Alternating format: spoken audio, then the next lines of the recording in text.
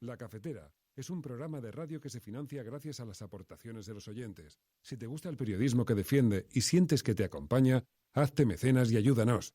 Infórmate en radiocable.com/mecenas. Hola, buenos días. Soy Andrea, os hablo desde Atenas.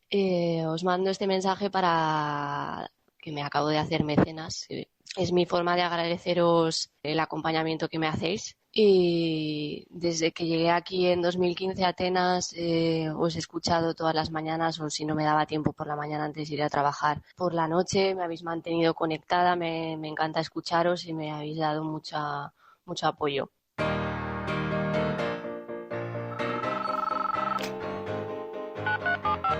Son las 8:30 de la mañana. Las 7:30 en la Casa Museo de José Saramago, en Tías, Lanzarote. Buenos días, mundo. ¿Quieres un café? La Cafetera. Dirige Fernando Berlín. En el programa La Cafetera de Radio Cable. Una entrevista en Radio Cable. Durante 20 minutos en Radio Cable y dice todo lo que van a escuchar. Mañana en La Cafetera de Radio Cable. Radio Cable, que ha conseguido una auténtica primicia, ha entrevistado esta mañana y ha conseguido situar esa entrevista y lo que le ha dicho en los titulares. Con María Navarro y Pilar de la Peña.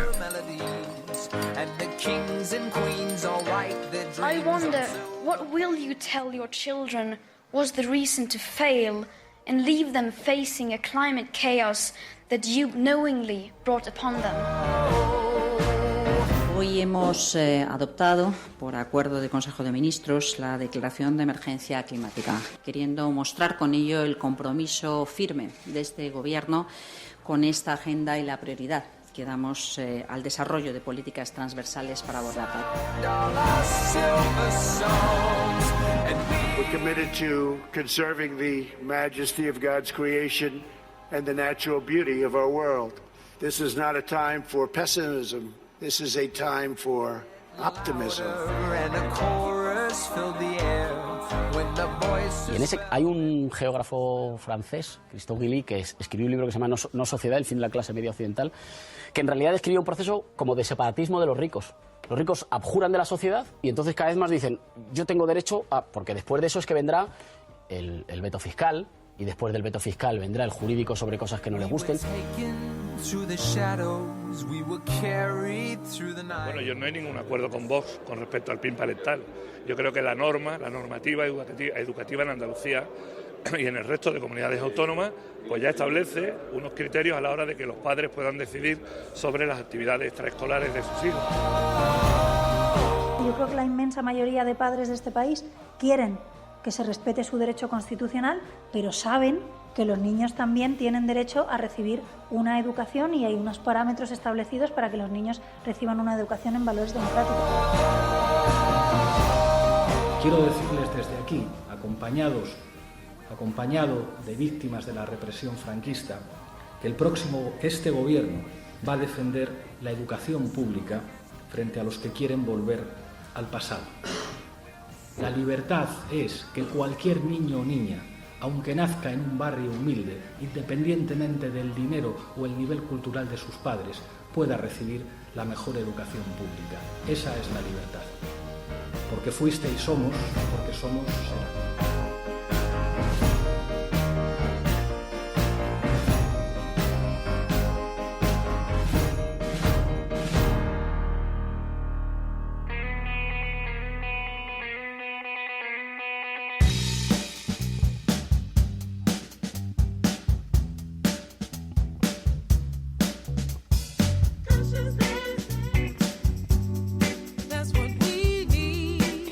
Conciencia, muy buenos días, cafetero, bienvenidos una mañana más a este programa. Es el nombre de la canción, del título de esta canción de Fridonia, Conciencia.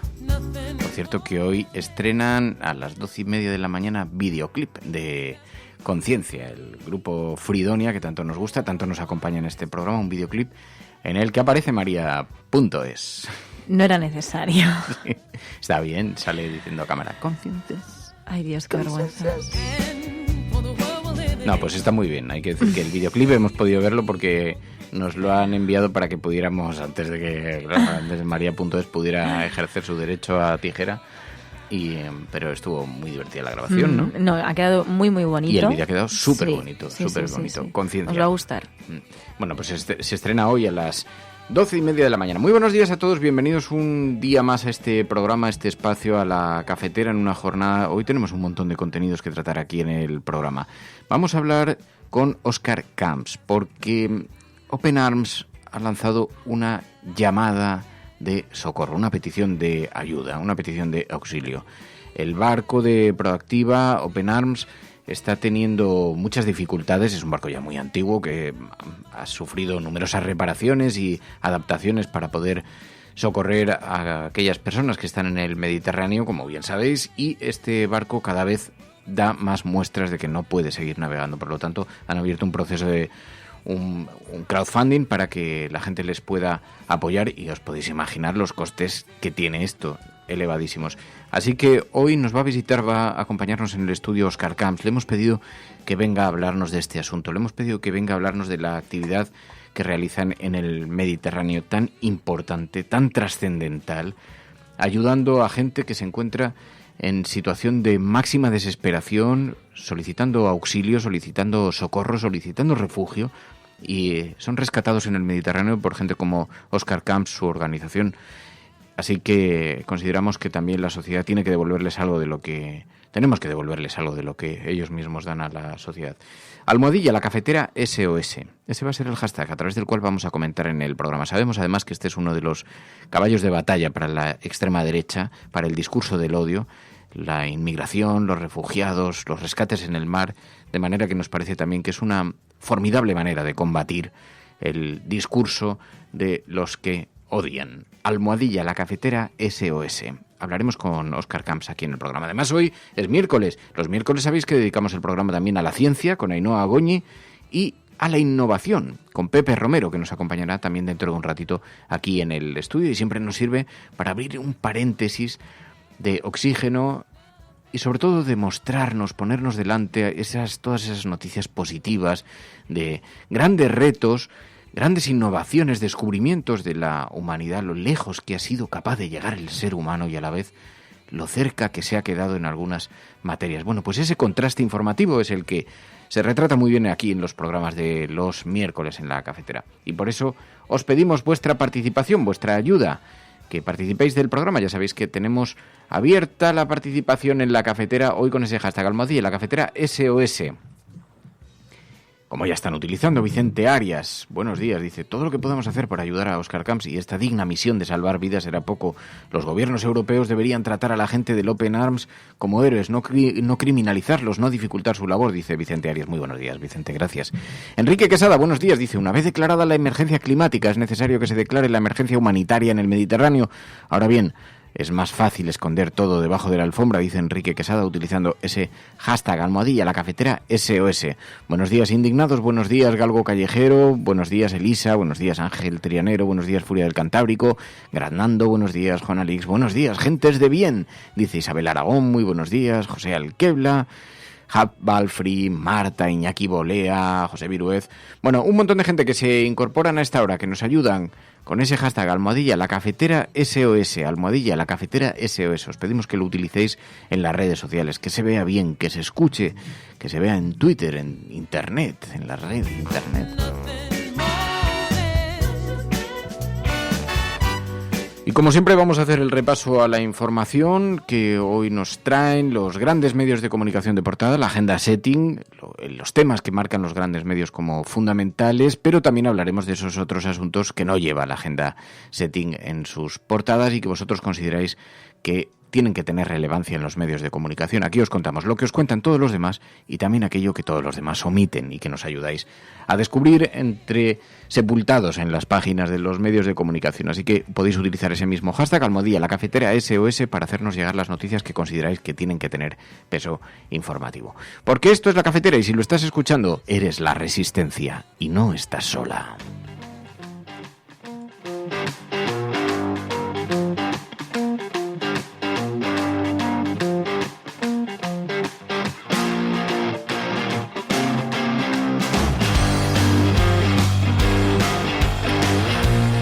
Dice Berto Salesa, enfermero Salesa, nosotros seguimos incomunicados, tercer día en el que estamos incomunicados, dice enfermero Salesa. Ayer nos enviaba esas imágenes y también esa voz de alarma que nos hacía aquí en directo en la sobremesa cafetera enfermero Salesa, porque claro, los informativos están copados por los efectos de este temporal.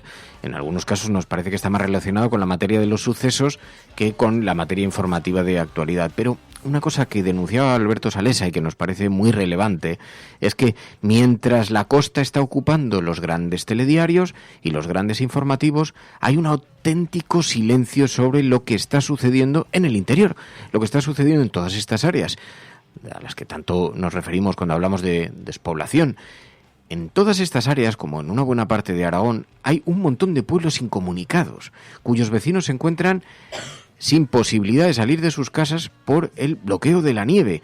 Y nos decía Alberto Salesa, que es enfermero, que en ocasiones tiene que ir de pueblo en pueblo ayudando a los vecinos que tienen dificultades sanitarias, nos decía, es que estamos ya por el tercer día, vamos por el tercer día de incomunicación de algunos pueblos, de bloqueo, y se sigue produciendo este silencio informativo. Bueno, no estáis solos en todo caso, ya lo sabes, Alberto Salesa, ya sabes que estás acompañado en tu incomunicación. Aquí tenéis un hilo de Ariadna que os mantiene unidos a la resistencia.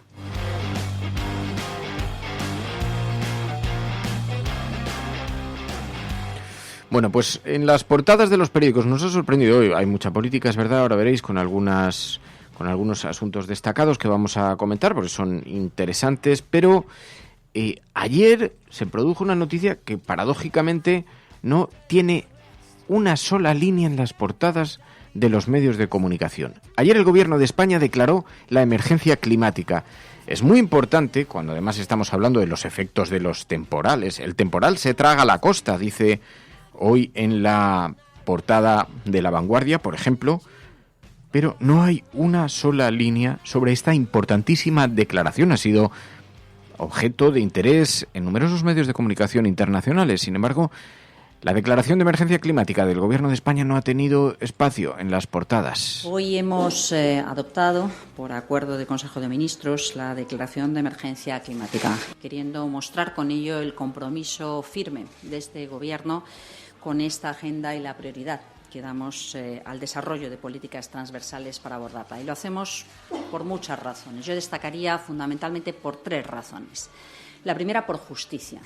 Justicia climática entre países y territorios, justicia climática entre generaciones y justicia climática entre personas de una misma generación que conviven con desiguales medios a la hora de afrontar los impactos que representa el cambio climático o las oportunidades que puede suponer. La declaración de emergencia climática tiene importantes consecuencias porque, entre otras cosas, obliga al Ejecutivo a crear una agenda de transformación para evitar, todos estos efectos de la contaminación, de la emisión de CO2, y eso, por lo tanto, va a afectar a la industria, a la ganadería. Así que es una declaración muy importante. Seguimos el camino que han iniciado otros países también, pero el Gobierno español, que además sabe y puede prever, por las advertencias de los científicos, que España es la puerta de entrada de los efectos más perversos del cambio climático para Europa. Desertificación, movimientos migratorios. Por lo tanto, es muy importante esta declaración de emergencia climática, que va a tener también consecuencias, como decimos, en toda la agenda de industria, en la agenda relacionada con la ganadería también, nuestras relaciones internacionales, también en transportes. Es decir, va a tener consecuencias posteriores legislativas. El Gobierno declaró ayer, el Gobierno de España, la emergencia climática.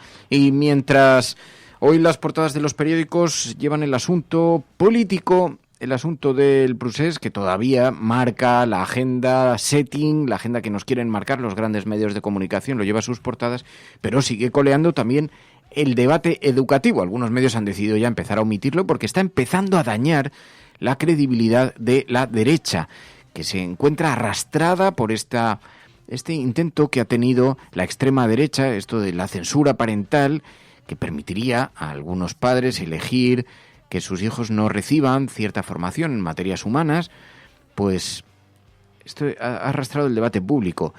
Al principio parecía muy rentable para la derecha y ha protagonizado tertulias, ha protagonizado programas de televisión, ha protagonizado portadas de periódicos, lo acogieron con bastante buena gana la derecha viendo que estaban marcando la agenda. ¿Qué ha pasado? Que en las últimas horas empieza a haber cuestionamientos, como os avanzamos ayer aquí en este programa, al liderazgo de Pablo Casado, que se deja permanentemente arrastrar por el discurso de la extrema derecha, y empieza a haber voces dentro del Partido Popular que empiezan a cuestionar la capacidad de liderazgo de Pablo Casado dentro de la derecha para marcar su propia agenda, siempre contagiado por las necesidades de la extrema derecha de protagonizar el discurso público. Así que esas voces, ¿qué han hecho? Lo han alejado de todos los periódicos. En las portadas hoy desaparecido este asunto del PIN neandertal que se han inventado, la censura paternal que se han inventado en la extrema derecha y que ha contagiado directamente a la extrema derecha. Pero en el debate público sigue, todavía hay declaraciones.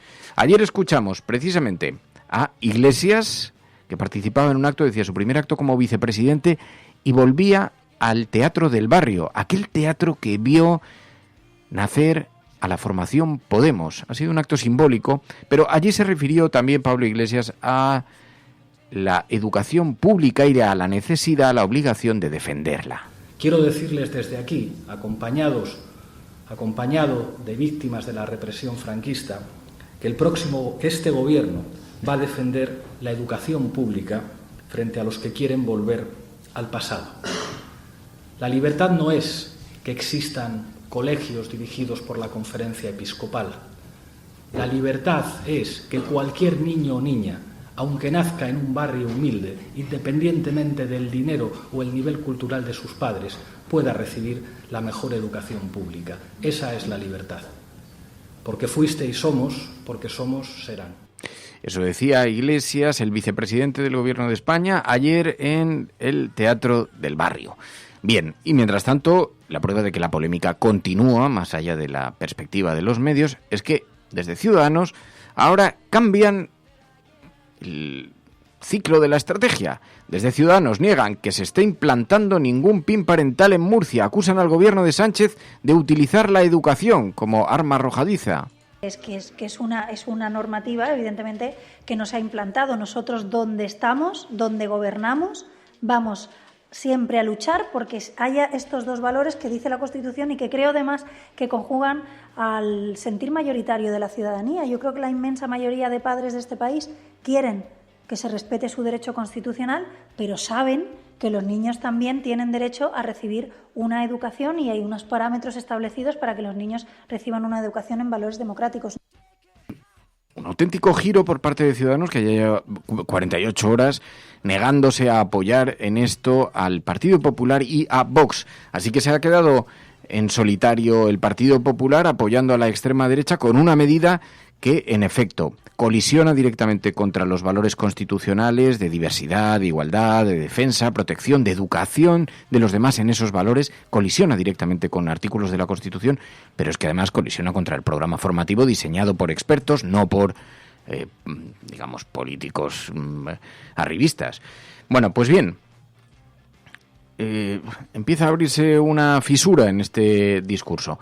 Y claro, es una fisura que la izquierda ha tomado como bandera.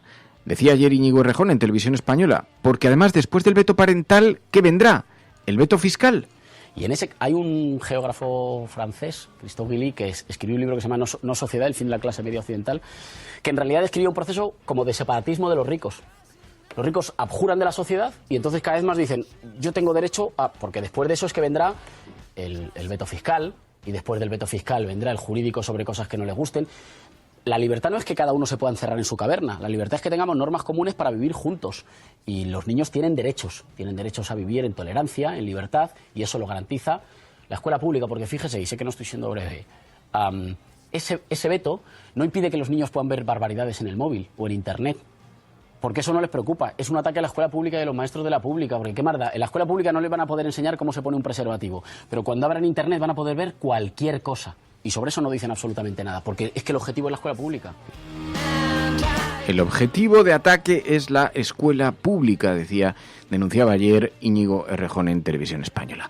Pues bien, esto en lo que se refiere a noticias que son relevantes, que están en el debate público, pero que no están especialmente marcadas hoy en las portadas de los periódicos. Nos llama la atención. Es verdad que Cataluña vuelve a las portadas. La gran agenda setting marca este espacio, porque se está produciendo, es verdad, un cierto avance en las relaciones Madrid-Cataluña. Se está produciendo un cierto avance, un cierto sosiego en las conversaciones. Esto está alterando mucho a la derecha, mucho. Pero es que además, para el periódico El Mundo, el gobierno está preparando la amnistía encubierta de Junqueras. Dice que se va a impulsar una reforma del Código Penal para rebajar las penas por sedición impuestas por el Tribunal Supremo. Que este cambio legal permitiría regresar a la política al líder de Esquerra Republicana y favorecería a Puigdemont. Y esto lo colocan como una concesión del gobierno a cambio de haber apoyado la investidura de Pedro Sánchez. Así que se insinúa que este impulso de la reforma del Código Penal, en la que se contempla una posible rebaja del delito de sedición, que afectaría a los líderes presos por el 1 de octubre, en realidad lo que estaría encubriendo es un pacto secreto para facilitar que salgan de la cárcel los políticos presos por la consulta del 1 de octubre en España, la consulta de independencia que se realizó en Cataluña. Bien, nos llama la atención en todo caso que esto sí está provocando un cierto revuelo. Es portada hoy en los periódicos, pero yo me imagino a alguien con las convicciones de la derecha, extrema derecha en este país, que ven cómo es investido presidente del gobierno con el apoyo de los peores fantasmas de la imaginación de la derecha y la extrema derecha. El independentismo golpista, el terrorismo, filoterrorismo de los antiguos exetarras. Todo esto colocado en una... Raro que estén tan tranquilos, raro que estén tan calmados. Bueno, pues bien, claro. Sánchez ocultó su plan de indulto encubierto a Junqueras, el precio del acuerdo con Esquerra Republicana. Título del periódico ABC hoy en su portada. El Govern desvela que la rebaja de las penas por sedición responde a sus peticiones en la negociación y que la reunión con Torra será para abordar la independencia de Cataluña. Claro, cabe plantearse lo siguiente. Es posible que esto esté enmarcado en las conversaciones con el independentismo catalán. No sé si para apoyar a Pedro Sánchez en la investidura o no, pero desde luego que alguien tenía que tomar un rumbo diferente en las conversaciones que se producen, en el debate político que se produce con Cataluña, eso a nadie se le escapa. Que alguien tenía que girar el timón, a nadie se le escapa. Es más, podemos decir que desde el propio Partido Popular había quien estaba pidiendo que se observase desde otra perspectiva la relación con Cataluña, porque se estaba desmandando, se estaba yendo de las manos. Es indefendible que se pueda inhabilitar por mucho que lo pida parte de tu electorado, por mucho que hayas calentado a la opinión en la extrema derecha, por mucho que te entregues a las banderas en los balcones. Es indefendible que por colocar o por no retirar unos lazos amarillos de una fachada pueda ser inhabilitado un presidente autonómico. Es indefendible. Esto no lo defiende nadie con sentido común. Es más, hay gente incluso dentro de la derecha que no lo defiende. Es indefendible que las penas de cárcel por sedición, después de haber tratado de aplicar un delito como el de rebelión, que todo jurista sabía que no había lugar, es indefendible la elevada cuantía de las penas que se han producido. Es indefendible que algunos hayan conseguido colocar en el debate público las palabras golpe de Estado, cuando todos sabemos que lo que se produjo en Cataluña no fue un golpe de Estado. Es indefendible. Y esto, debo decir, que hay gente en la derecha que lo reconoce en privado, que lo reconoce, que lo sabe, que se han ido de las manos, que no han gestionado correctamente Cataluña, que la estrategia de Mariano Rajoy, tomada dejando que el problema se fuera enquistando, fue equivocada, fue errónea y condujo a lo que nos ha demostrado ahora. Pero, en todo caso, este giro, esta reforma del Código Penal que el gobierno parece querer introducir según la prensa de la derecha, es un cambio de timón. Y algunos nos preguntamos, no sabemos si este es el cambio de timón oportuno. Lo que sí que sabemos es que la misma dirección hacia el tsunami no era conveniente. No lo era. No nos ha traído más que problemas. Por lo tanto, puede ser una concesión a Esquerra Republicana o no. Puede ser un giro de 180 grados en el discurso que se venía manteniendo públicamente sobre Cataluña. El propio Pedro Sánchez, que esto no significa que todo lo esté haciendo bien Pedro Sánchez. Ya criticamos cuando en campaña electoral dijo: yo traeré a Puigdemont detenido a España. ¿De quién depende la fiscalía? Del presidente, ¿no? Pues eso, cuando utilizó esto en campaña electoral, porque sabía que era rentable. No estamos aplaudiendo, lo que estamos aplaudiendo desde este programa por lo menos, es el giro, porque es necesario establecer un nuevo marco de relación para con Cataluña. Y eso, por supuesto, implica necesariamente que se revise la situación de aquellas personas que están cumpliendo prisión ante unos delitos que tienen un evidente componente político, más allá del que pueda tener jurídico. Así que, bien, ¿se está produciendo ese giro? Según los periódicos de la derecha en España, sí, pacto con Esquerra Republicana para la vuelta a la política de su líder. No sería una mala noticia que delitos de naturaleza política se resolvieran en el debate político. No sería una mala noticia, habida cuenta de que están hablando de que pueda volver a la política Oriol Junqueras. Reforma del Código Penal para rehabilitar a Junqueras, dice el periódico La Razón. El gobierno quiere rebajar las penas por sedición de los líderes del Procés. Se les aplicaría de forma retroactiva y permitiría reducir la inhabilitación. Claro, no todos los delitos se pueden aplicar de forma retroactiva, pero el cumplimiento de penas, si hay un cambio legislativo, el preso tiene derecho a acogerse a la menor de las penas emanada de esa ley, ya sea las anteriores o sea las posteriores. Siempre se tiene derecho a ese beneficio. El Supremo se plantea suspender hoy la retirada del acta de Torra, dice el periódico La Razón, así que, bueno, contraprogramación en todo caso. Esto en la portada del periódico La Razón, que también, pues ya como gobierna finalmente Pedro Sánchez, pues también en los periódicos la vuelta de la crisis económica. Datos económicos preocupantes. España roza ya un déficit del 3%.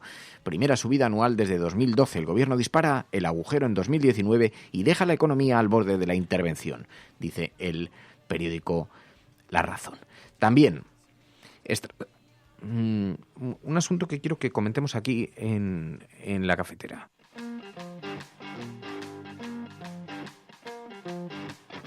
Perdón, que tenía que toser. En la portada del periódico La Razón, Estrasburgo investigará los atentados de ETA sin resolver. Enviará una comisión al País Vasco. Esto hoy lo llevan varios medios de comunicación. Y además acusan a los socialistas de no haber apoyado esta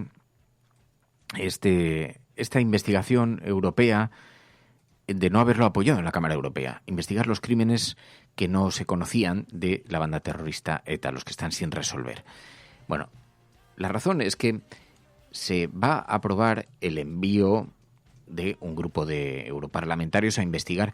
Estaba previsto que se hiciera que el marco de la conversación estuviera sujeto a enviar una comisión de Europa a investigar la contaminación en Murcia, lo que está pasando en el Mar Menor.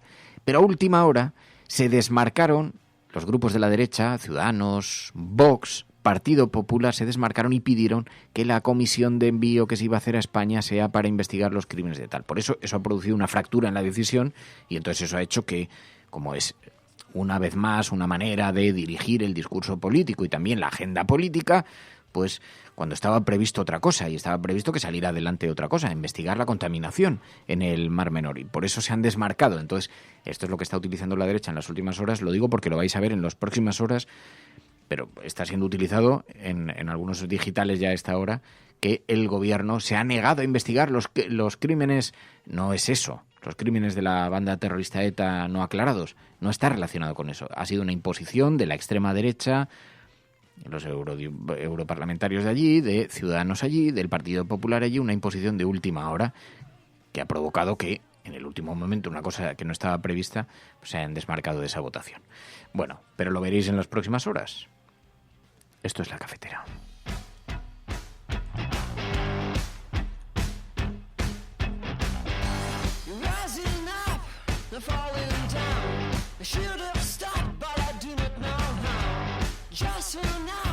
Let's make things right. Have some fun, or at least we'll try it. You've got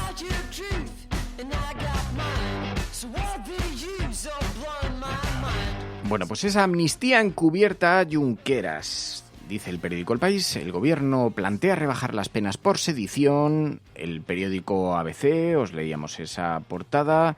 También Sánchez ocultó su plan de indulto encubierto a Junqueras. Lo vemos también en el periódico El Mundo. El gobierno prepara la amnistía encubierta de Junqueras. La Razón, reforma del Código Penal para rehabilitar a Junqueras. Bueno, mucho protagonismo en la prensa conservadora de este asunto, pero que, como decíamos, no afecta directamente, no nos parece que deba ser el tema de apertura, por eso nosotros no lo hemos situado allí, porque nos parece que no afecta a la convivencia, a la vida política. Bueno, enseguida vamos a hablar aquí en el programa con Pepe Romero, hablaremos de innovación, vamos a hablar también con Óscar Camps de Open Arms, que ya están llegando por aquí por el estudio, y tenemos muchas materias y tendremos que hablar también con Ainhoa Goñi aquí en la cafetera para hablar de ciencia.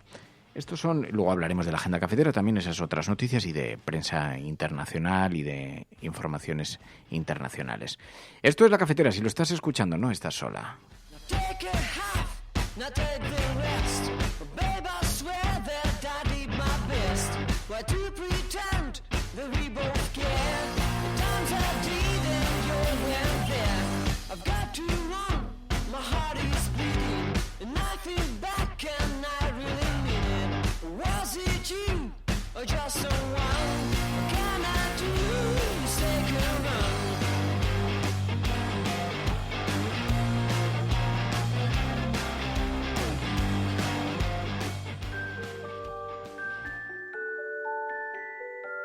It's one small step for man,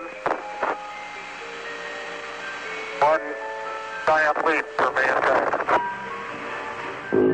Lejos de su laboratorio, de sus estudios sobre la radioactividad, del radio que ella descubrió y que le dio fama, Marie Curie se lanza a la batalla menos conocida de su Han pasado 2 existencia. años desde que publicó su teoría especial de la gravedad y decide dar un paso más radical en la interpretación del universo. Una teoría general de la relatividad. En la época de Einstein, Isaac Newton era Dios. Es que han optado por construir la física usando las matemáticas que se habían... But now science offers a more convincing explanation.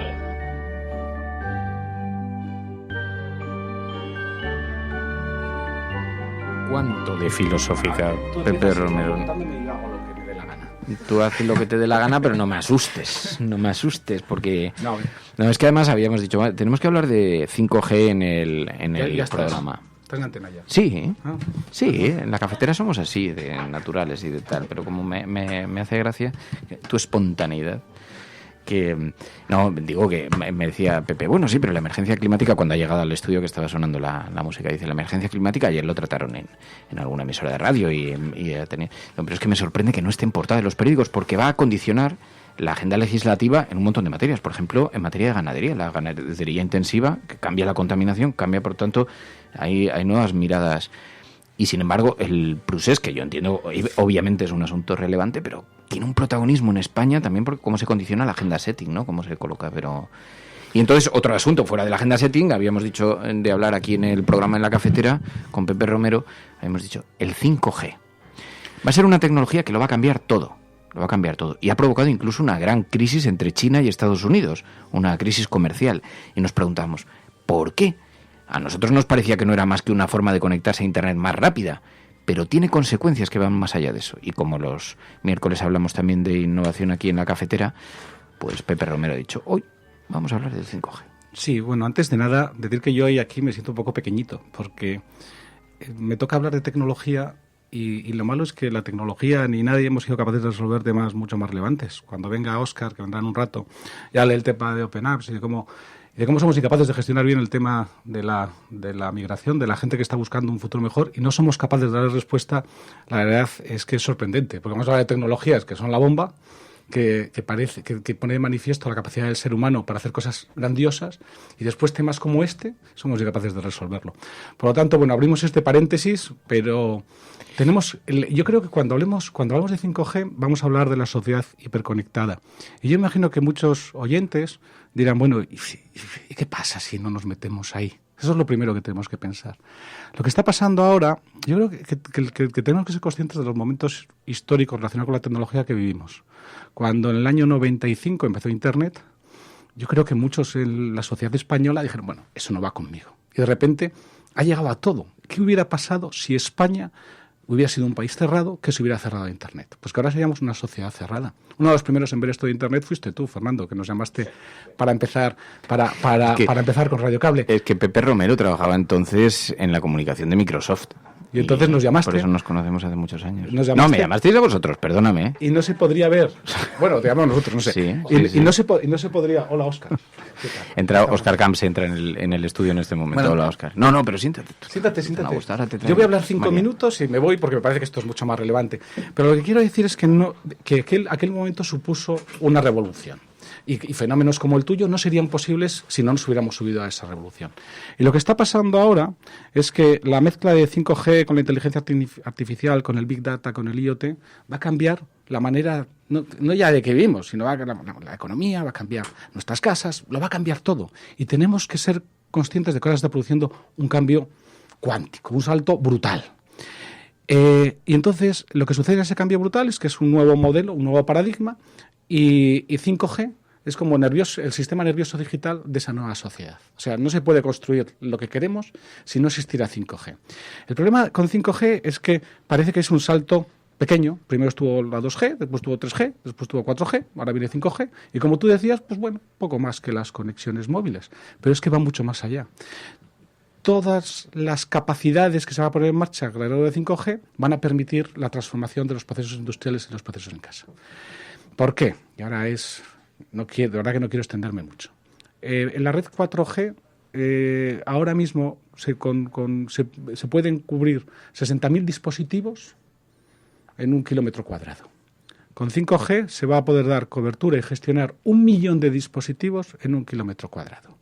Lo que pasa con 5G es que no va a ser para los usuarios particulares, pues sí será un cambio. En lugar de descargarte una película en un par de minutos, pues a lo mejor lo haces en unos segundos.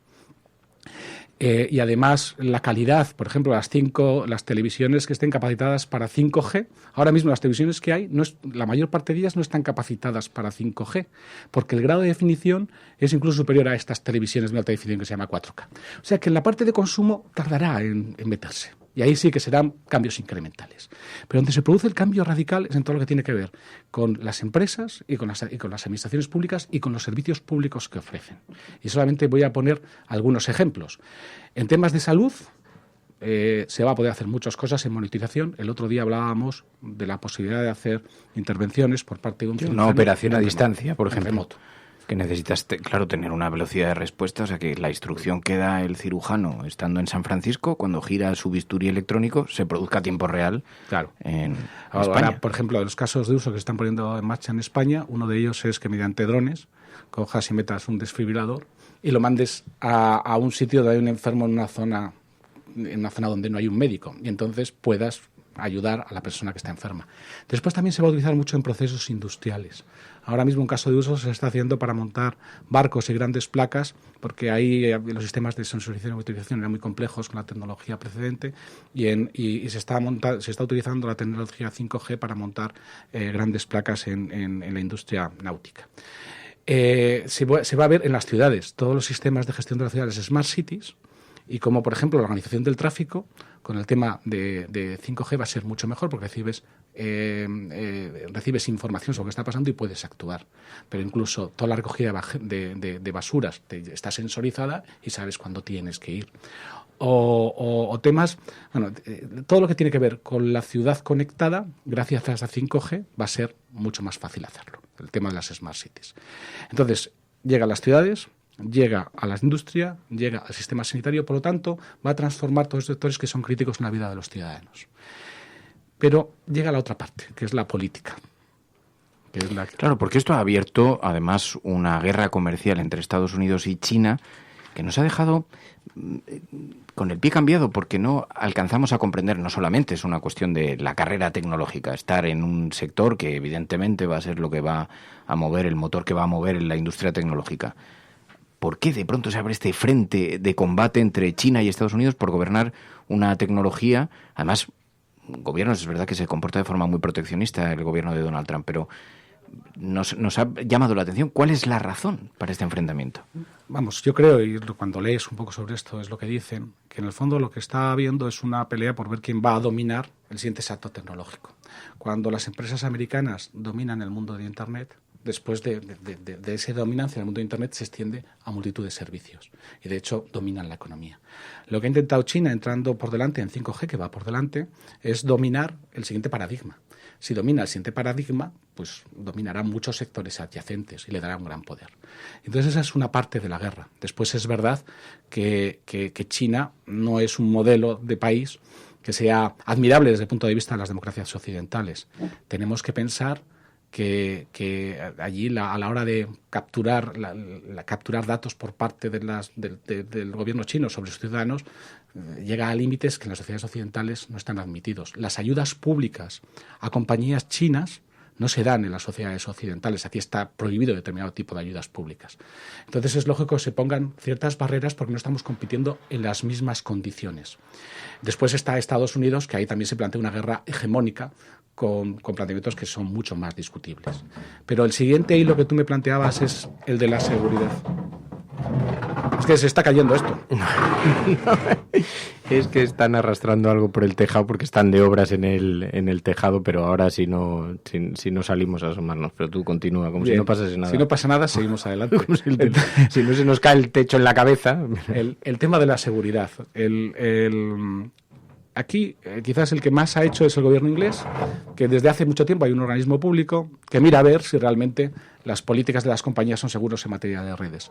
Y cuando he investigado lo que hace Huawei en el tema de redes, no ha descubierto que la tecnología china que está relacionada con las redes 5G tengan una puerta trasera que facilite el espionaje. Lo que sí ha visto es ha visto que algunos de los desarrollos no garantizan suficientes niveles de seguridad, que hay errores en la producción del software, como sucede en casi todo el software. Entonces ha exigido que tomen determinadas medidas para corregir esos errores. El problema que tiene 5G es que al haber miles de millones de dispositivos conectados en el mundo, cada dispositivo invita a los piratas a que te lo hackeen.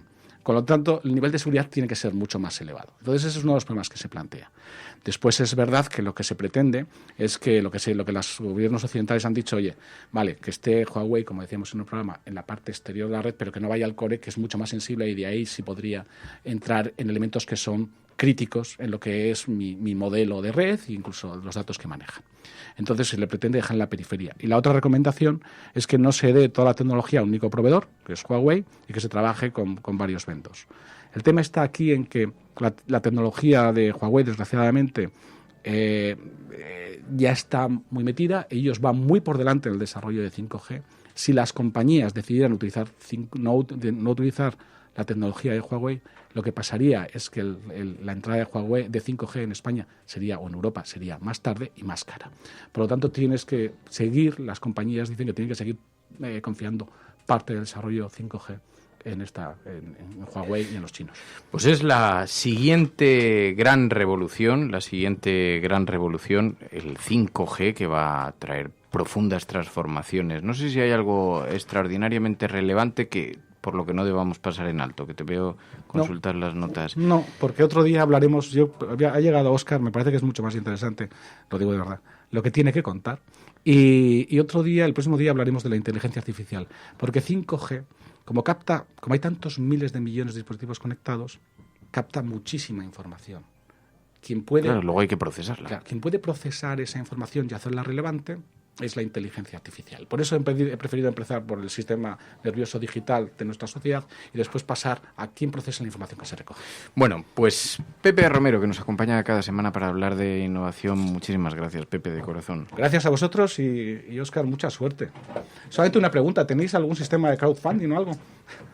Sí, ahora le vamos a pedir que nos lo cuente porque han pedido ayuda y ahora le vamos a... Yo de verdad que os deseo el mayor de los éxitos, porque además sois siempre ya lo decía al principio, para mí sois como un despertador en la conciencia de la gente y os deseo el mayor de los éxitos, porque vuestro éxito será el nuestro. José Romero, gracias, Pepe, un abrazo fuerte. Seguimos aquí en La Cafetera, porque si estás escuchando esto, no estás sola. Adiós, Ángel.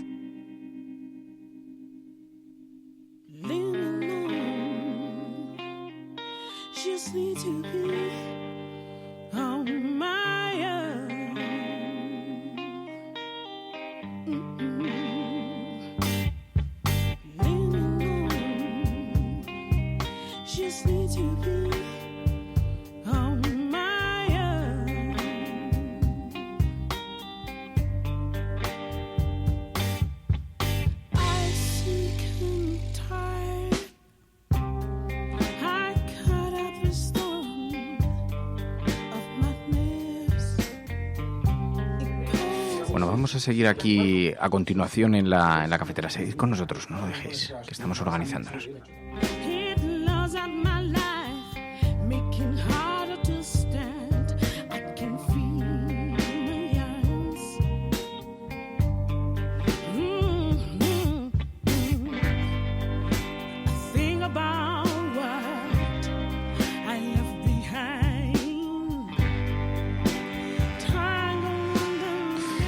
Organizando mientras tanto la llamada con Ainhoa Goñi, para que podamos charlar ya con calma, con tranquilidad con Óscar Camps aquí en el programa, y en unos segundos vamos a conversar con Ainhoa Goñi y así podemos luego dedicar el espacio íntegramente sin interrupciones a hablar con Óscar Camps. Porque ya sabéis, los miércoles es el día de la ciencia, aquí en la cafetera de la innovación. También no abandonamos los temas relacionados con el resto de la agenda, pero en efecto la ciencia, la innovación, con Ainhoa Goñi. Ainhoa Goñi, muy buenos días. Muy buenas, ¿cómo estás? Pues siempre contentos de charlar contigo. Hoy con un poco de desorganización así en mi cabeza, porque estamos entre las obras del tejado, que tenemos bastante visita en casa y bastante follón. Pero bueno, con tu sonrisa siempre nos alegras la mañana. ¿Qué tal estás? Oye, además es una súper innovación científica, ¿no? Sí, estoy muy contenta porque es verdad que son esos días que hay muy buenas noticias. Hemos hablado muchísimo de las investigaciones contra el cáncer. Y realmente se ha dado un paso muy importante. Lo ha hecho un investigador español, es Joan Massagué. Eso sí, lleva muchísimos años. Toda su vida profesional la ha desarrollado en Estados Unidos, en el Memorial Sloan Kettering Cancer Center. Pero bueno, es uno de los pioneros, uno de los investigadores más conocidos en el campo, de los más citados, y trae realmente un avance fantástico para conocer, descifrar ese origen de la metástasis del cáncer. Eso te iba a decir. Y además, creo que tú has tenido la oportunidad de conocer a este científico personalmente. Es una referencia, una eminencia mundial, de procedencia española, que siempre nos parece algo gratificante, pero en todo caso es una referencia mundial que trabaja en Estados Unidos. Y tuviste la oportunidad de conocerle, ¿no? Y él... la verdad es que es fantástico porque, viene a España, digamos, cada X, porque además ha recibido los premios más importantes desde, ahora ya Princesa de Asturias, pero entonces Premio Príncipe de Asturias de Investigación Científica y Técnica, Premio Fundación BBVA Fronteras del Conocimiento, Premio Nacional de Investigación, en fin, todos los premios importantes españoles, y viene cada X. Y es verdad que la entrevista además para público. Y como digo yo, muchas veces, como son muchos investigadores, un investigador normal, quiero decir, centrado en temas de cáncer. Yo me acuerdo además que, releyendo la entrevista que me comentaba, yo le preguntaba, ¿en el futuro realmente se llegará a controlar el cáncer? Porque hablábamos de que hay, más de 200 tipos de cáncer y lo hemos hablado aquí contigo, que cada tipo de cáncer es como si fuese una enfermedad distinta. Y él decía, además, está cantado que sí que se va a conseguir el futuro del control del cáncer. Lo que él no sabía es que la línea de investigación que él había abierto y que es única, iba a conseguir descifrar esto, ¿no? Y darse cuenta de la importancia de la metástasis, que recordamos que causa el 90% de las muertes por esta enfermedad. Y también te digo una cosa, también él es uno de los muchos cerebros que decidió irse fuera para tener una oportunidad en un centro fantástico, porque es el centro donde él trabaja, que ahora es director, de hecho, aunque lleva desde los años 80 allí, ahora es director de ese centro, es puntero. Sí que es verdad que comentaba desde el primer momento que había que apostar por los mejores. Él no es de los que apoya, digamos, el café para todos, es decir, que todos tienen las mismas posibilidades y los mismos, digamos, beneficios, hagan lo que hagan, sino que hay que apostar por los mejores, que al final hay que intentar conseguir que los españoles vuelvan, pero también que los mejores de cualquier disciplina estén atraídos por España, por las condiciones laborales de España, para que puedan venir, ¿no? Que es lo que hacen otro tipo de países, y al final lo que apuestan muchos investigadores como él es apostar por fichajes, ¿no? Como ocurre en el mundo del fútbol, nos parece lo más normal, pues que se produzcan este tipo de cosas para que gente de cualquier sitio quiera venir a hacer ciencia potente en España, porque como sabes, además hay investigadores muy, muy buenos, que se sentirían con muchas más ganas de volver si además tuviesen las condiciones necesarias, ¿no? Y o sea que es un importante avance en investigación en cáncer contra la metástasis, sí, protagonizada por este científico. Cuéntanos en qué consiste. Te cuento un poco. Sí, mira, es muy peculiar. Mira, se sabe o se estudiaba siempre qué es lo que pasaba con estas células que causaban metástasis. Y se pensaba que mutaban básicamente, que había un cáncer en una zona concreta, iniciaban una metástasis porque digamos casi como que hackeaban, ¿no? el sistema, digamos, de reparación normal que tiene el cuerpo humano, y eso lo utilizaban para extender el cáncer por todas partes. Y es que se cambia totalmente este paradigma. Se ha descubierto que la metástasis no se inicia por una mutación genética, que era lo que se esperaba, y que ese tumor, digamos, primario le permitía irse a otro sitio, sino que hay una molécula concreta que se llama L1-CAM, que está presente en las metástasis y que es lo que le permite a las células, digamos, pegarse, las células cancerígenas, pegarse a otras y migrar a otras zonas y causar, por ejemplo, una metástasis en cualquier tipo de sitio. Es realmente muy importante porque es como si se hubiese estado se ha intentado descubrir siempre cómo ocurría lo que hicimos. El 90% de las muertes por cáncer se produce por la metástasis, no por el tumor primario, surja donde surja, sino porque luego de repente empiezan a aparecer tumores en otras partes del cuerpo. Descubrir cómo ocurre exactamente eso, que es a través de esta molécula, lo que te está diciendo es, bien, ataquemos esto. Esta es nuestra diana, hay que hacer fármacos, hay que hacer cosas para luchar contra esta activación de esta molécula para que no ocurra. Si no ocurre, estamos hablando de que se trata un único tumor en una zona concreta y facilita muchísimo las cosas. Y es muy bueno porque ya este mismo equipo, la verdad es que ha tenido publicaciones muy seguidas y hablamos ya de que están en proceso de conseguir fármacos, evidentemente. Hay que decir, aún se va a tardar. Hay dos fases, están en laboratorio, tanto con células humanas, con cultivos, como con ratones. Y los dos de momento van muy bien. Lo que han desarrollado son anticuerpos contra esta molécula, lo que decíamos, L1-CAM, para atacar esta molécula, que es la que le permite a las células, digamos, escaparse de ese primer tumor, ¿no? Y adherirse a otros tejidos e irse y hacer metástasis. Y en los ensayos de momento con cultivo de estas células tumorales en pacientes, ya digo, en pacientes, los anticuerpos han resultado súper eficaces para luchar contra estas células que tienen las moléculas muy elevadas. De momento esa parte va muy bien y además ya sabes que se prueban animales, en este caso en ratones, y lo mismo, en este caso se ha hecho con metástasis, digamos que acababan de empezar. Y lo mismo, los ensayos van muy bien, y lo que se intentaba más hacer es eliminar estas células que puedan quedar después de realizar cualquier tipo de quimioterapia o radioterapia, porque sabes que uno de los problemas muchas veces también es que el cáncer se puede llegar a reproducir, porque a lo mejor puede haber algún resto de estas células cancerígenas y se vuelve a reproducir y además ya sabes que bajan las expectativas en ese caso. Pues una importante innovación científica, además protagonizada por alguien de raíces españolas, pero sobre todo una investigación internacional que está teniendo una notabilísima repercusión. Ainhoa Goñi, gracias, Ainhoa. Oye, el viernes estarás con nosotros, espero, para los relatos de los viernes con Ainhoa Goñi. Bueno, pues el viernes hablamos entonces. El viernes vuelvo. Venga, gracias, Ainhoa. Un besito grande.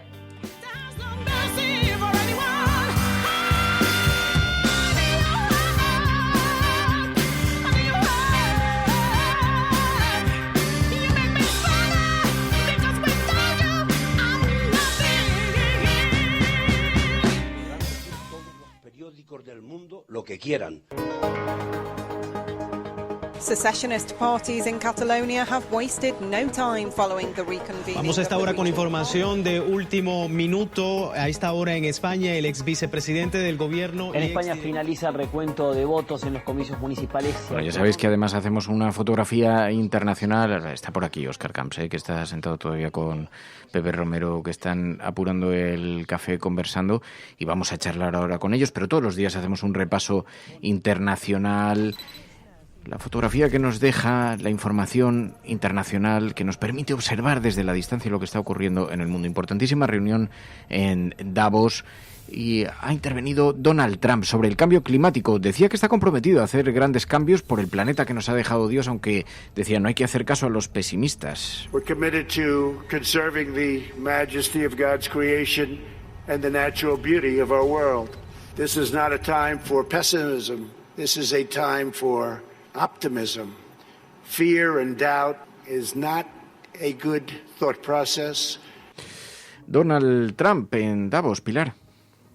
Sí, la verdad es que ha llamado un poco la atención, bastante la atención estas declaraciones. Primero, además, es un Donald Trump inmerso en el impeachment que ha obviado por completo en su presencia en Davos. Se ha centrado en reivindicar su legado, sobre todo en resaltar el boom económico y lo bien que lo está haciendo su administración, en cómo Estados Unidos está prosperando, que hay bastantes cifras que le dan la razón, pero ha aprovechado un poco para hacerse bastante autobombo. Y además una cosa que ha llamado la atención es que su discurso ha sido leído y muy poco improvisado y ha tenido muy poca cabida pues las típicas pues salidas de tono o incluso las bromas o lo que es un poco la marca de Trump. En este sentido ha llamado la atención también esa especie de negación del catastrofismo, ¿no? que entra ahí un poco en lo que se le suele acusar de ser un poco pues eso, favorable a las posiciones más de mayor inacción ante el cambio climático. Luego asegura que él quiere agua limpia y aire limpio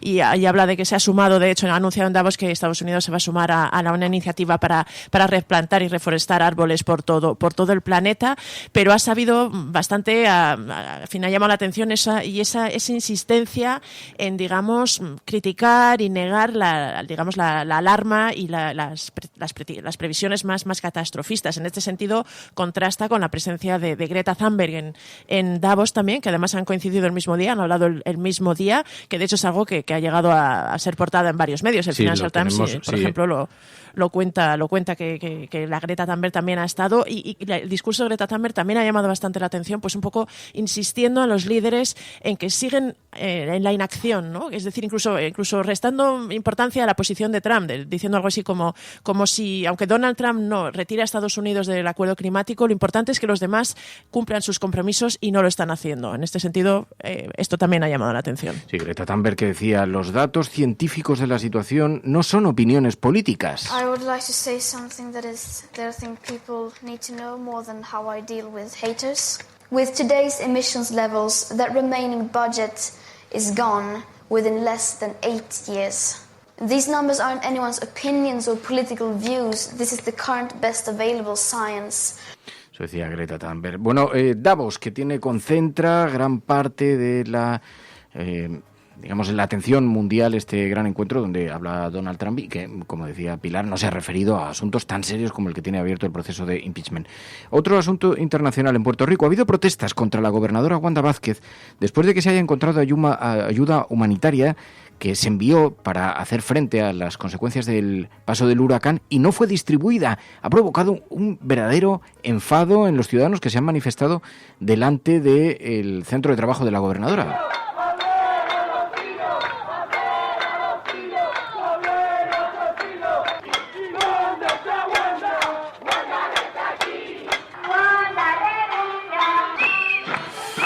Así que mucha atención.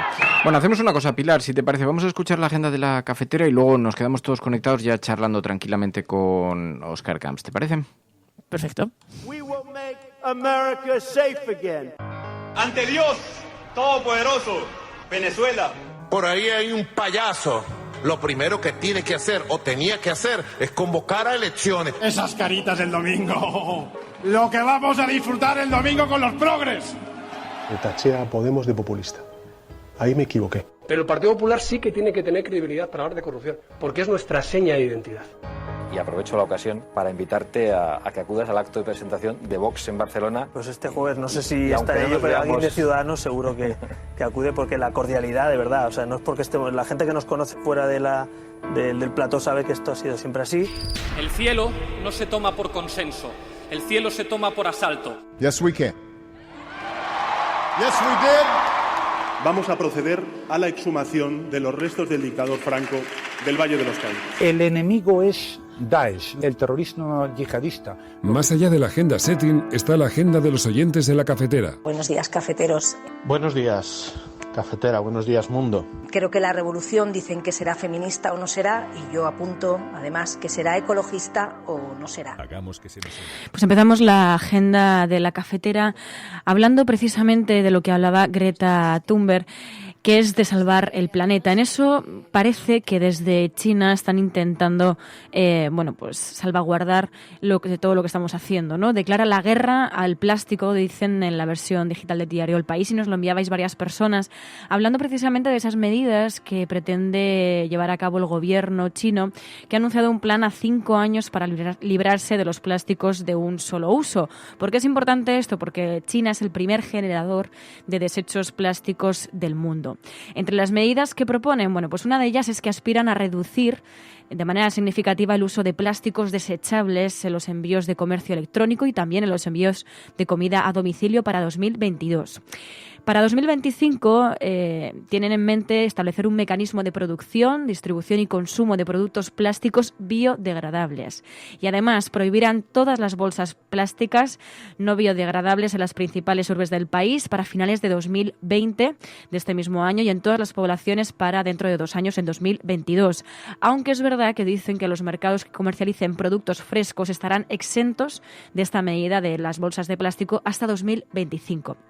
Además, decían en esta información que el último año será el último año en el que podrán emplearse pajitas en el sector hostelero, que además esto también se comentó aquí en España, se llevó a cabo, y dicen que deberán reducir su consumo de plásticos de un solo uso en un 30%. Este tipo de productos, dicen, también estarán vedados para los hoteles después de 2025. Así que, son una serie de medidas que pretenden eso mismo, declararle la guerra al plástico, y es importante porque China es el primer generador de desechos plásticos del mundo.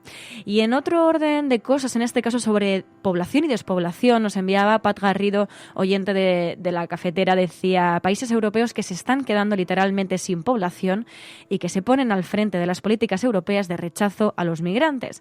Y nos enviaba una información del Real Instituto Elcano que hablaba precisamente de esto, ¿no? De los problemas demográficos que está teniendo ya Europa. Hablan de que la demografía está peligrosamente a la baja en Europa y de que muchos países del este de la Unión Europea se están vaciando debido a la salida de jóvenes en busca de un mejor futuro para ellos en el otro lado de Europa. Entre los países que están a la cabeza de este vaciamiento poblacional están Bulgaria, Letonia, Croacia, Rumanía y Lituania.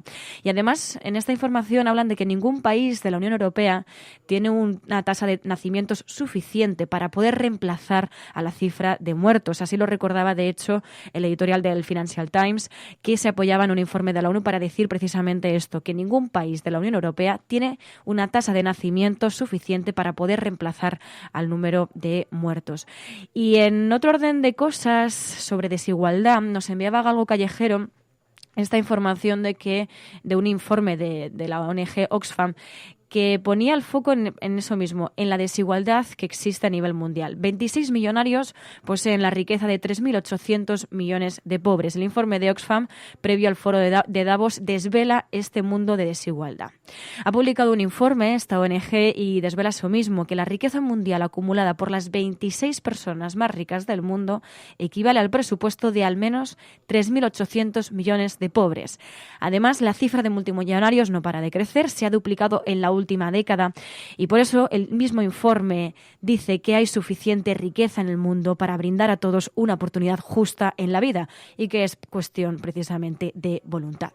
Y para terminar la agenda de la cafetera, nos vamos a la información que tiene que ver con las solicitudes de asilo por cambio climático, y es que el Comité de Derechos Humanos de Naciones Unidas abre la puerta a las solicitudes de asilo por cambio climático.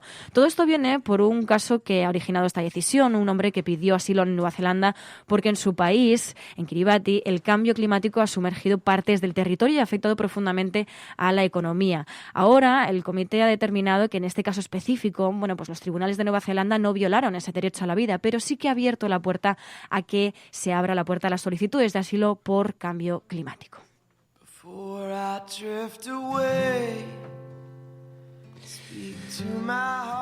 Bueno, pues es el momento de la sobremesa cafetera, aquellos temas que no ocupan las portadas de los periódicos y servimos un poquito más de café, despejamos un poquito la hoja informativa y nos quedamos en conversación con los oyentes y con un invitado hoy muy especial en el estudio al que ya hemos anunciado, Óscar Camps. Muy buenos días. ¿Qué tal? ¿Qué tal? Buenos días. Oye, en primer lugar, gracias de corazón por venirte hasta aquí al programa, hasta el estudio de La Cafetera. En unos días en los que hemos visto que decíais una llamada de auxilio, enviabais una llamada de auxilio a las redes sociales, al debate público, porque las condiciones en las que está el barco de Open Arms son muy malas y necesitáis la ayuda de los ciudadanos, que es una llamada, te hemos visto una llamada muy desesperada. Sí, nunca mejor dicho. Fue un Mayday en medio del mar, realmente, literalmente. Es curioso que lo digas porque francamente no acostumbra a ocurrir que un barco de rescate no tengan que rescatar y esperemos que nunca nos ocurra. Justamente por ese motivo pues alertamos de que la situación empieza a ser muy delicada, ¿no? Si no te permite intervenir con seguridad, tienes que plantearte el poder continuar con estas acciones, ¿no? Claro, llevar un barco que tiene 47 años pues tiene los riesgos que tiene, ¿no? Esos tipos de barcos. Ese barco ya tenía la vida acabada cuando nos lo dieron, iba al desguace, hicimos una gran inversión, le dimos una segunda oportunidad, se convirtió en un barco, y era un barco de salvamento marítimo y se convirtió en otro barco salvavidas en aguas internacionales. Hemos navegado 59.000 millas, 2 vueltas a la Tierra, en 2 años prácticamente. Y claro, cuando tienes un barco tan antiguo, de casi medio siglo, las piezas evidentemente son de hace medio siglo, ya no se fabrican, tienes que hacerlas, encargas, es todo muy complicado, todo muy caro, todo muy lento, evidentemente te retrasa misiones y cuando hace buen tiempo y tienes que estar allí donde realmente pueden pasar cosas y no puedes porque tienes una avería, te desesperas, ¿no?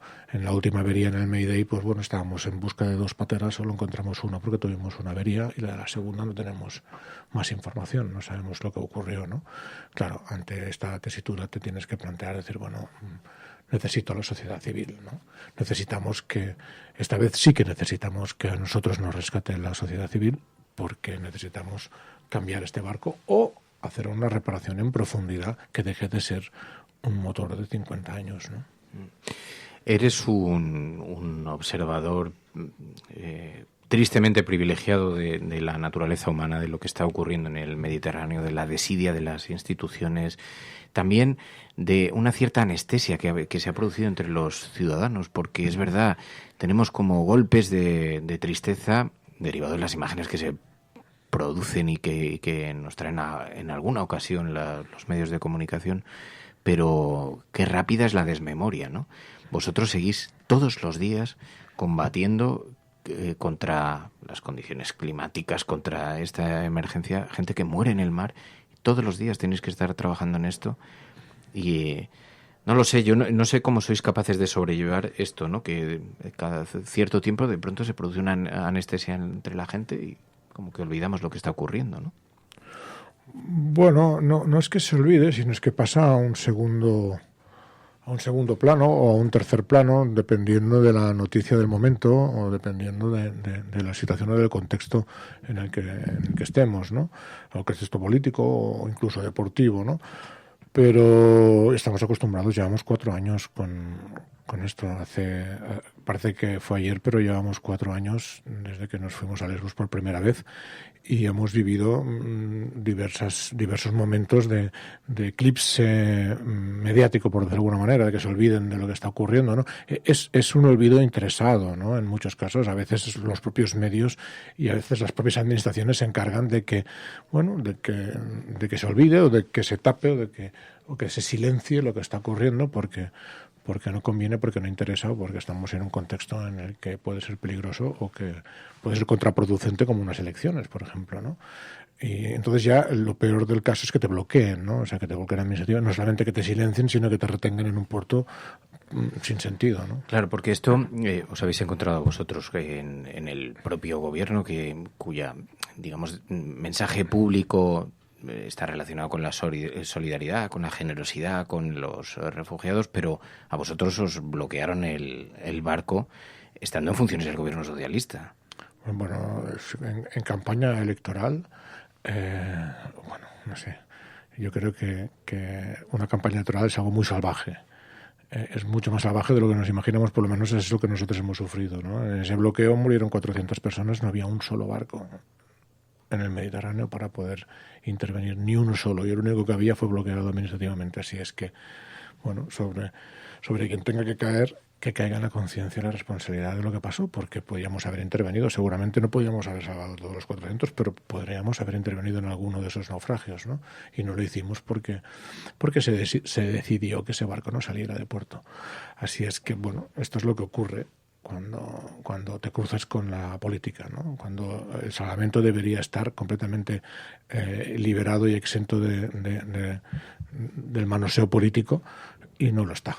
No lo está ni en el sur de España ni lo está en ningún sitio ahora mismo, ¿no? Por el tema migratorio, ¿no?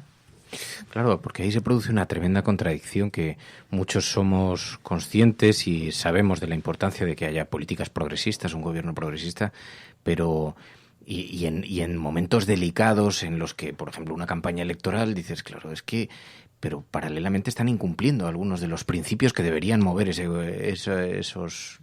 políticas, ¿no? Bueno, si entran en salvar una vida, es como si entraran en la sanidad y dijeran, no, a este no se le puede operar del tumor porque es un inmigrante. Déjenlo morir. Es la misma decisión. Pero no nos sorprende en el mar. Nos sorprendería en un quirófano, que lo echaran de un quirófano porque es inmigrante. Pero en el mar no nos sorprende que queden abandonados a la deriva y que se dejen morir. Porque tienen constancia y conocimiento de todo lo que ocurre, no solamente en el mar, sino en toda la zona ribereña mediterránea, ¿no? El mar Mediterráneo, siempre lo digo, ¿no? Es el más militarizado del mundo y está escaneado. Ahora oía hablar de la tecnología 5G. Nosotros hemos visto más submarinos que ballenas en el Mediterráneo, así es que no nos pueden decir que no saben lo que ocurre, y sí que lo saben, y están desapareciendo y están muriendo. Vosotros, y tú especialmente, habéis sido objeto de todo tipo de ataques, de críticas muy feroces, algunas en los medios de comunicación, con descalificaciones muy... Esta faceta, ¿cómo la sobrellevas? Porque me pregunto, sabemos que necesariamente, obviamente, la dimensión del trabajo que estáis haciendo tiene que compensar necesariamente eso, pero a la vez de pronto os habéis convertido en protagonistas involuntarios en un montón de campañas de desprestigio. Sí, bueno, francamente es un poco ridículo, ¿no? Porque cuando la justicia española ha desestimado la demanda que nos hizo Vox, que incluso me pedía prisión provisional por tráfico, y cuando en Italia en 2 ocasiones nos liberan y nos dan la razón, incluso nos dicen que la actuación tanto de la tripulación como del barco como de la organización era impecable y se hizo lo que se tenía que hacer, cuando la justicia no va contra ti, porque van algunos sectores o porque hay voces que te siguen acusando de lo que la justicia no lo hace, ¿no? Entonces te das cuenta de que dices, bueno, la gente tiene que tener sentido común, tiene que tener 2 dedos de frente, tienen que ellos mismos darse cuenta de que esto es una campaña de difamación. A nosotros no nos preocupa, incluso en algunas ocasiones nos hace cierta gracia, pero lamentablemente a las familias sí, ¿no? Lamentablemente cuando llegan a los niños, cuando llegan a las familias, a las madres, cuando los voluntarios que están dando su tiempo están en el mar y están sufriendo o viendo sufrir a toda esta gente, y que además tengas que soportar ese tipo de corrientes de opinión que son completamente falsas y que lo único que pretenden es desacreditar la persona, no lo que hacemos, porque nadie puede desacreditar el que salves una vida, nadie te puede decir que no salves una vida o que no saques a alguien del mar, no te lo pueden decir de ninguna de las maneras, pero sí que te pueden desacreditar y decir que tienes un interés o que estás cobrando de... No sé, ahora hace 5 minutos estábamos hablando en la sala de espera de que en el Mediterráneo pasan 97.000 barcos mercantes, ¿no?, por delante de la costa libia, ¿no? 97.000 al año, unos 250 al día, y resulta que el problema es nuestro barco, ¿no?, que está allí. Entonces, claro, la gente no lo conoce, no lo sabe, y esta información pues que corre como un fake news pues cala y creen que vamos a la costa cuando estamos a lo mejor a más distancia que de Barcelona a Mallorca o al doble de la distancia de Barcelona a Mallorca. Estamos flotando en aguas internacionales, ¿no? Estáis en aguas internacionales y os acusa de estar allí casi solos en el mar, sí, aunque estéis rodeados de barcos, y entonces dicen, están en connivencia con las mafias porque las mafias las mafias soltarán gente en todo caso porque pasan 250 barcos diarios, no porque pasa el Open Arms. Fíjate que nosotros estamos en una campaña para intentar recoger entre 600.000 o 2 millones de euros, ¿no? 600.000 para una reparación o 2 millones para cambiar el barco, y resulta que los subsaharianos que rescatamos habían pagado entre todos 200.000 euros para subirse a esa patera. Es muy fuerte. Es muy fuerte que no consiga yo, estamos en 130.000 euros de donación, que no consiga yo lo que un grupo de 116 subsaharianos ha pagado a unas mafias para salir de una guerra, de un infierno, de una persecución, de la esclavitud o de un centro de detención ilegal en Libia, ¿no? Es completamente inaudito, ¿no? Que la gente no sepa y que nosotros como Unión Europea estemos financiando a grupos armados, les damos barcos, uniformes y les intentamos blanquear sus actuaciones para que salgan al medio del mar como piratas, intercepten las pateras en aguas internacionales y por la fuerza contra su voluntad, incluso mintiendo, diciendo que son tunecinos, porque si son libios no quieren subirse a esas embarcaciones y no es por la fuerza, y los devuelven a un estado en guerra. Y seguimos pagando eso, o sea, y con nuestros impuestos. Entonces, claro, hay muchísimas cosas que está bien, o sea, para ellos, para la administración, para todo el mundo, está bien que se ensucie lo que hacemos y que se tape lo que hacemos o que se cubra con una pátina de que es un delito, porque realmente los que están incumpliendo convenios internacionales son ahora mismo pues la Unión Europea y los 28 países que la conforman, ¿no? Esto es algo que denunciáis reiteradamente. Se incumple la legislación internacional de socorro en el mar, las propias devoluciones. Cada día varias veces. Los procedimientos SAR que se tienen que realizar no se hacen. Las llamadas de socorro que reciben los centros de coordinación de Italia o de Malta no son repetidas para los barcos que están cerca. Se pasan directamente a los grupos armados libios para que salgan ellos a buscarlos. Y los barcos que están cerca ni siquiera tienen ese conocimiento de que hay una patera con problemas, a lo mejor a pocas millas. Pero se lo pasan a los libios, a los grupos armados, para que salgan, los recojan y los devuelvan a Libia. Europa está pagando para que se vulneren los derechos humanos y para que se vulnere el derecho internacional. Es como si tuviéramos centros de detención fuera del territorio europeo. Es como si en el año 45, en vez de tener campos de concentración en Alemania, los tuviéramos fuera de la Unión Europea, del territorio europeo. En ese momento no existía en la Unión Europea, pero ahora sí. Por lo tanto, se está pagando a terceros países para que se retengan en condiciones evidentemente inhumanas, y ACNUR lo denuncia, Naciones Unidas lo denuncia, incluso a veces algunas comisiones de la Unión Europea han denunciado que esos centros son inhumanos y que se está matando gente. Donde se compra y vende a seres humanos, donde están sometidos a un absoluto secuestro en un país en guerra. Y en todo caso, ahora mismo la dinámica, ¿cuál es? Vosotros acudís al rescate, lo tenéis que entregar a las autoridades de alguno de los países colindantes, ¿no? Nosotros necesitamos recibir un aviso. No es que acudimos al rescate por iniciativa propia, sino es que recibimos un aviso. El mar es muy grande. Tú piensas que la zona SAR, la zona de búsqueda y rescate Libia, que tiene asignada ese grupo armado, es tan grande como Alemania. Son 350.000 kilómetros cuadrados de agua. No tienen elementos para embarcaciones, ni formación, ni preparación para cubrir toda esa extensión de agua. Entonces, todo lo que ocurre ahí, la Unión Europea se lo deja a ellos.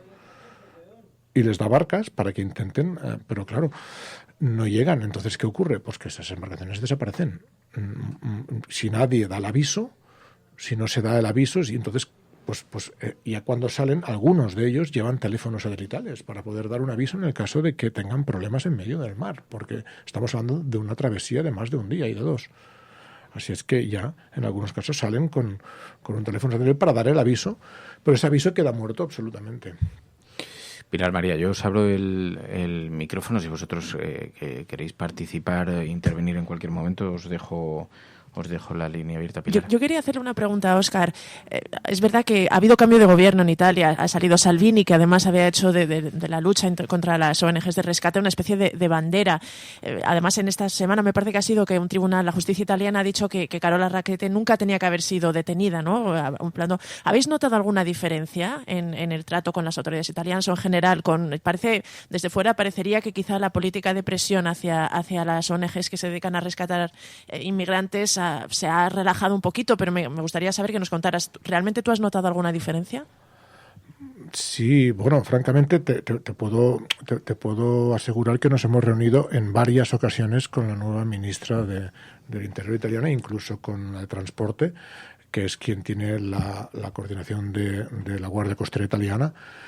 Y evidentemente que hay cierta tendencia a volver a la normalidad, a volver a cumplir con los convenios internacionales, que es lo que se está reclamando, ¿no? Es lo único que estamos diciendo, que los países que conforman la frontera sur obedezcan y cumplan con los convenios a los que están suscritos, que esto ahora mismo no está ocurriendo y en Italia sigue sin ocurrir del todo.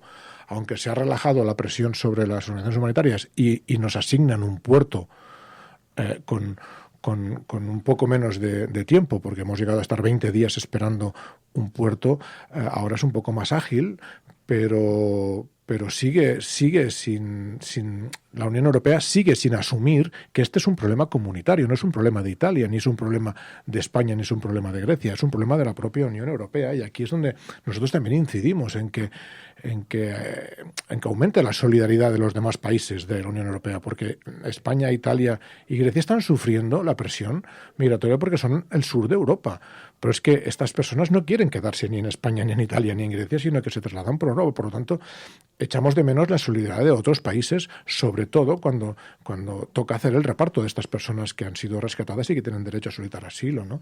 Ese reparto, esa coordinación de ese reparto que gestiona directamente la Comisión Europea, a veces es muy lento, ¿no? Porque hay 4 o 5 países. Eran 4 hace poco, no sé si se ha añadido alguno más, pero eran Portugal, Francia, Italia y Alemania, y deberían ser 12, 15 o 16 países. Y deberían ser repartidos también los que han sido rescatados en Grecia y los que han sido rescatados en el sur de España. Todos deberían estar en la misma bolsa de reparto, ¿no?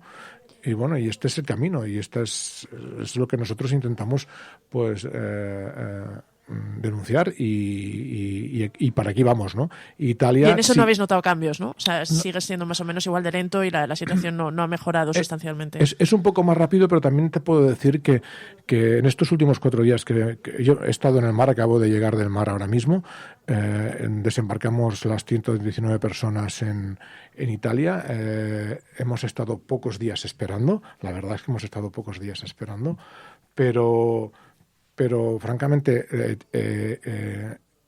debería ser muchísimo más rápido, ¿no? Porque ya se asume que el puerto seguro es Italia, ya nadie dice ya nadie discute que no hay que ir a Italia, hay que ir a Italia porque es el puerto seguro más cercano y es lo que dicen los convenios internacionales, ¿no?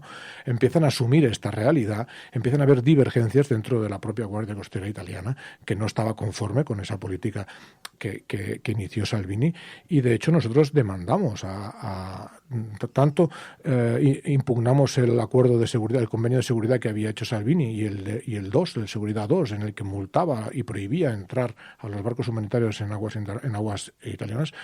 Pudimos contra ello y también denunciamos la política y al Salvini por secuestro, prevaricación y difamación. Es decir, que no nos hemos quedado quietos, ¿no? Ahora bien, es lento. La política es lenta, pero los muertos siguen allí, ¿eh? Volvemos a tener muertos, llevamos pocos días del año, ya tenemos más de 70 muertos y nosotros tenemos constancia de que hay algunas embarcaciones desaparecidas. En estos 4 días han habido 1.000 personas deportadas a Libia. 1.000 personas deportadas a Libia y desembarcadas en Italia, creo que eran 200 y pico o 300, ¿no? O sea que está funcionando muy bien las devoluciones en caliente que financia la propia Unión Europea. Yo te quería preguntar, porque es verdad que además a los oyentes les importa muchísimo, siempre nos mandan informaciones sobre la situación en los campos de Grecia. ¿Tenéis alguna información de cómo está la situación, de cómo va avanzando? Bueno, hemos estado en Grecia, pusimos el Astral a disposición de los guardacostas para formar parte de del sistema de rescate griego, sobre todo en el Dodecaneso, en el sur, desde Rodas hasta Lesbos. Hemos estado allí semanas. Las llegadas siguen, los muertos siguen, los naufragios siguen y evidentemente los campos están colapsados, ¿no? Ya lo sabemos cómo está Moria y ya empiezan a tener problemas en otras islas, ¿no? O sea que la situación es igual. Es la misma. Si Europa no se hace cargo de lo que ocurre en la frontera sur y deja a los países solos al frente de eso, bueno, pues los que sufren realmente son las personas atrapadas en estos campos, ¿no? Que están hacinados en unas condiciones inhumanas y en las que, bueno, yo creo que están abandonados a su salud, a lo que dure su salud, porque no hay ni asistencia médica adecuada, por lo tanto irán cayendo. Hemos visto algunas de las imágenes que nos hacían llegar algunas organizaciones son verdaderamente lamentables. En unas condiciones, los niños jugando entre los residuos, en unas condiciones de higiene absolutamente paupérrimas en el corazón de Europa. Que esto esté pasando, que esto esté ocurriendo. Oye, vosotros tenéis muchas dificultades. Decías, habéis hecho una llamada de socorro porque el motor del barco no aguanta más. Lleva, no sé, son 60.000, has dicho, habéis dado la vuelta al mundo prácticamente 2 veces el número de millas. Más de 6.000 vidas salvadas, acogidas en el Open Arms. Y lleváis 138.000 recaudados, 138.000 euros. Se necesitarían por lo menos 600.000 euros para cambiar el motor. Sí. Y estáis en una parte muy inicial. No sé hasta cuándo vais a mantener esta... Bueno, un par de meses es lo que queremos, si no, pues tendremos que tomar alguna decisión al respecto. Podríamos intentar buscar grandes donantes, pero es que esta no es la opción que nosotros preferimos, ¿no? Nosotros somos una respuesta ciudadana, fuimos allí a ayudar porque lo decidimos a nivel individual y sin ningún interés político ni vinculados a nada. Y hemos tenido el apoyo de la ciudadanía durante todo este tiempo, ¿no? Ahora mismo necesitamos 100.000 personas que aporten o 10 o 20 euros, ¿no? No es tanto, ¿no? Y lo he dicho varias veces, hay muchos campos de España, campos de fútbol de España que cada fin de semana o cada 15 días se llenan con 80 o 90.000 personas, ¿no? Estamos hablando de vidas humanas, de intentar proteger la vida humana y de intentar defender los derechos humanos en el mar, que ahora mismo están vulnerados. Son nuestros derechos, son los derechos de todos. Y solo pedimos tener el apoyo de muchísima gente que nos dé el ánimo y la fuerza de seguir. Ya no es una cuestión de dinero únicamente, sino es bastante duro hacer todo esto, ¿no? Los voluntarios y la tripulación de los barcos tiene que estar dispuesta a renunciar a muchas cosas, ¿no? Aparte de la crítica, como tú bien has dicho, aparte de sufrir en carne propia y en el entorno familiar y en el entorno escolar, que te señalen o que te digan o que te acusen, aparte de eso, hay muchos días de mar, hay mucho sacrificio, hay muchas horas. Hemos estado muchas horas intentando reparar este motor. Hemos dedicado muchísimo tiempo y también necesitamos saber que detrás nuestro hay gente que nos apoya. Ya no es una cuestión de grandes donantes que nos pueden arreglar el barco. En este país hay grandes donantes que podrían hacer frente ellos solos, una sola persona, pero es que queremos 100.000. Como mínimo, tener el aliento de muchísima gente detrás para seguir. Que nos mantengan y seguir teniendo las ganas de hacerlo porque tienes el respaldo de la población civil, ¿no? Eso es lo que pretendemos en esta campaña, ni más ni menos. Tenéis que, claro, yo no sé si todavía con esta contracampaña que han creado algunos medios de comunicación, alguien puede imaginarse que esto es un paseo marítimo, pero las condiciones incluso en las que tenéis que desarrollar vuestro trabajo, nosotros hemos estado en el Open Arms, lo habéis acondicionado para que haya una cierta dignidad en la recogida y en poder llevar a la gente, pero la gente tiene que, habéis habilitado la cubierta y la gente se tiene que acomodar como puede con unas mantas allí durante días, muchas veces atravesando tormentas, habéis puesto unas lonas para que haya unas mínimas condiciones de... Pero claro, ahí se acondicionan centenares de personas, con niños, con bebés, con mujeres. La imagen que vivís en el propio barco tiene que ser extraordinariamente dramática. Bueno, dramático es la operación de rescate, dramático es cuando lo sacas de la patera, que te puedes encontrar con cadáveres, bueno, los niños y los bebés son los primeros que mueren, ¿no? Son los más vulnerables, ¿no? En este último rescate teníamos niños que no respondían a estímulos, ¿no? Llevaban 1 día y medio en el mar con las temperaturas que tenemos, ¿no? Bueno, pues eso es lo que hay. Y con eso tenemos que hacernos, cuando salimos a la mar, ya sabes lo que te vas a encontrar. En el Open Arms hay un equipo médico y las condiciones son las que tú has dicho, una manta y al suelo. Y si llueve, pues con unas lonas.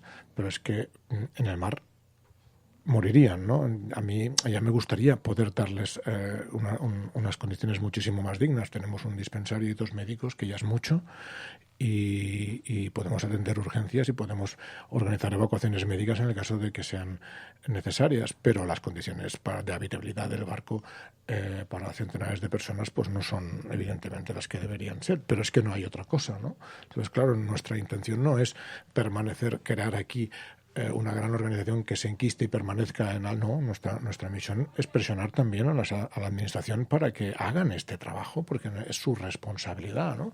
Según los convenios internacionales, no es únicamente responsabilidad del capitán tener la obligación de rescatar, sino de los gobiernos.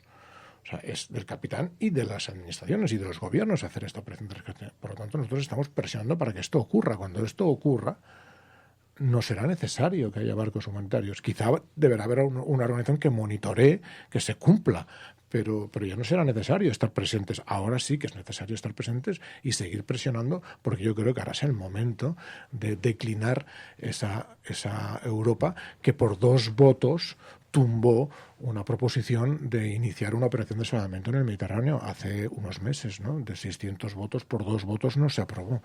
Entonces, que estamos muy cerca de conseguirlo, no es el momento de tirar la toalla, ¿no? Y por eso apretamos un poco, porque necesitamos el calor de la ciudadanía y el apoyo también económico, evidentemente, de la ciudadanía para poder seguir y acabar con lo que nos propusimos. Pues hemos recibido esta llamada de auxilio del Open Arms y desde aquí y en nombre de la audiencia de la cafetera, muchísimo apoyo, Óscar.